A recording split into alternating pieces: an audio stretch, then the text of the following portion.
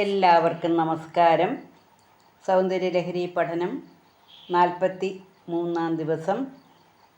ഓം ശ്രീ മഹാദേവിയേ നമ. ഓം ആദിപരാശക്തിയേ നമ. ശ്രീ മഹാത്രിപുരസുന്ദരിയേ നമ.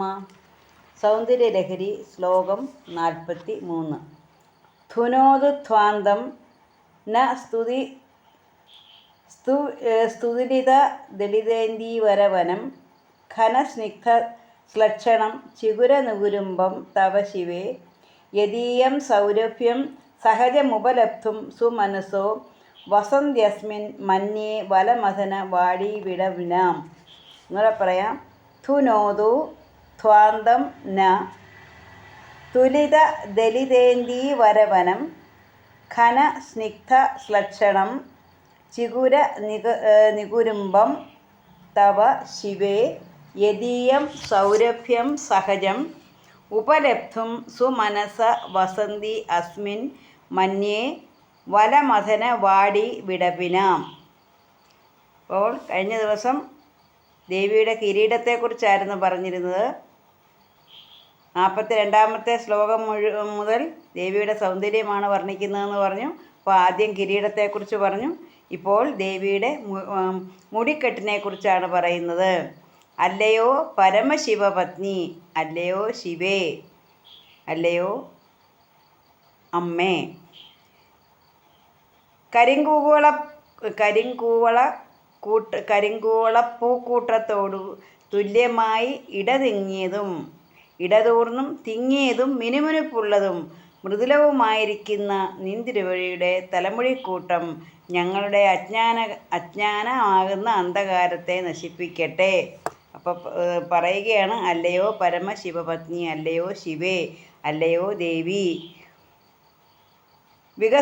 വികസത്തുക്കളായ കരിങ്കൂവളപ്പൂക്കൂട്ടത്തോടെ തുല്യമായി എന്ന് വെച്ചാൽ എന്താണ്? വികസിച്ചിരിക്കുന്ന നല്ല വിടർന്ന് വികസിച്ച് നിൽക്കുന്ന കരിങ്കൂവള പൂക്കൂട്ടത്തോടെ തുല്യമായി ഇടതൂർന്ന തിങ്ങിയ മിനുമിനുപ്പുള്ളതും മൃദുലവുമായിരിക്കുന്ന നിന്തിരുവടിയുടെ തലമുടിക്കൂട്ടം ഞങ്ങളുടെ അജ്ഞാനമാകുന്ന അന്ധകാരത്തെ നശിപ്പിക്കട്ടെ. ആ തലമുടിക്കൂട്ടത്തിൻ്റെ സ്വഭാവസിദ്ധമായ പരിമളത്തെ എന്ന് വെച്ചാൽ സഹജമായ പരിമളത്തെ പ്രാപിക്കുന്നതിനായി ദേവേന്ദ്രോദ്യാനത്തിലുള്ള കൽപ്പകവൃക്ഷങ്ങളുടെ പുഷ്പങ്ങൾ ഈ തലമുടിക്കൂട്ടത്തിൽ വസിക്കുന്നു എന്ന് ഞാൻ വിചാരിക്കുന്നു. അപ്പോൾ ഇവിടെ എന്താണ്? ഇപ്പം കരിങ്കൂവളപ്പൂവ് കൂട്ടമായിട്ട് വിടർന്ന് വികസിച്ച് നിൽക്കുന്നത് പോലെ ഇടതൂർന്നതും തിങ്ങിയതും മിനുമിനുപ്പുള്ളതും മൃദുലവുമായ മുടിയാണ് ദേവിയുടേത്. ആ തലമുടിക്കൂട്ടം ഞങ്ങളുടെ അജ്ഞാനമാകുന്ന അജ്ഞാന അന്ധകാരത്തെ നശിപ്പിക്കട്ടെ എന്ന് പറയുന്നു. ആ തലമുടിക്കൂട്ടത്തിൻ്റെ സ്വഭാവസിദ്ധമായ എന്ന് വെച്ചാൽ സഹജമായ പരിമളത്തെ പ്രാപിക്കുന്നതിനായി ദേവേന്ദ്രോദ്യാനത്തിലുള്ള, അതായത് നന്ദനോദ്യാനത്തിലുള്ള കൽപ്പവൃക്ഷങ്ങളുടെ പൂക്കൾ ഈ തലമുടിക്കൂട്ടത്തിൽ വസിക്കുന്നു എന്ന് ഞാൻ വിചാരിക്കുന്നു. അപ്പം ദേവലോകത്തുള്ള വൃക്ഷമാണ് കൽപ്പകവൃക്ഷം എന്ന് പറയുന്നത്. അപ്പോൾ എന്ത് ആഗ്രഹങ്ങളെയും സാധിച്ചു കൊടുക്കുന്നതാണ് കൽപ്പകവൃക്ഷം. ഇവിടെ ആ കൽപ്പകവൃക്ഷത്തിൻ്റെ പൂക്കൾ എന്താണ്? ആ പൂക്കളും ഈ തലമുടിക്കൂട്ടത്തിൽ വസിക്കാൻ ആഗ്രഹിക്കുകയാണ്. കാരണം അങ്ങനെയായാൽ ദേവിയുടെ ദേവിയുടെ തലമുടിക്കൂട്ടത്തിൽ എത്തുക എന്ന് പറഞ്ഞാൽ ഞങ്ങൾക്കും അവിടെ ഒരു സ്ഥാനം കിട്ടുമല്ലോ എന്നാണ് ഈ കൽപ്പവൃക്ഷങ്ങളുടെ പൂക്കൾ വിചാരിക്കുന്നത്. അതുകൊണ്ട് അവരെന്ത് ചെയ്തു? അവർ ആ അങ്ങോട്ട് ചെന്ന് കൽപ്പവൃക്ഷത്തിൻ്റെ പൂക്കൾ അങ്ങോട്ട് ചെന്ന് ദേവിയുടെ മുടിക്കെട്ടിൽ വസിക്കുന്നു.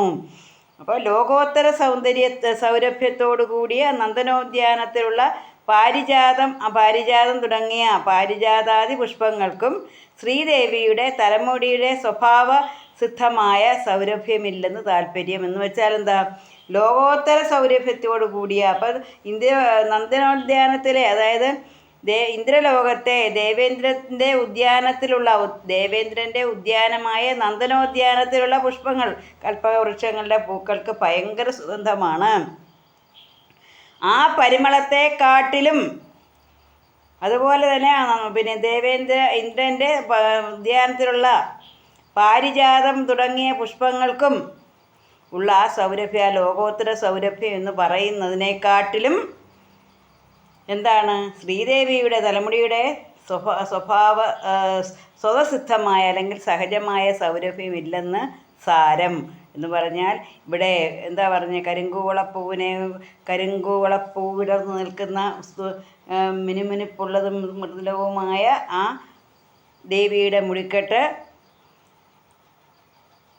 നമ്മുടെ അജ്ഞാനമാകുന്ന അന്ധകാരത്തെ നശിപ്പിക്കട്ടെ എന്ന് പറഞ്ഞു. പിന്നെ ആ ദേവിയുടെ തലമുടിക്കൂട്ടത്തിന് സ്വതസിദ്ധമായിട്ടൊരു സഹജമായ ഒരു വാസനയുണ്ട്, ഒരു പരിമളമുണ്ട്.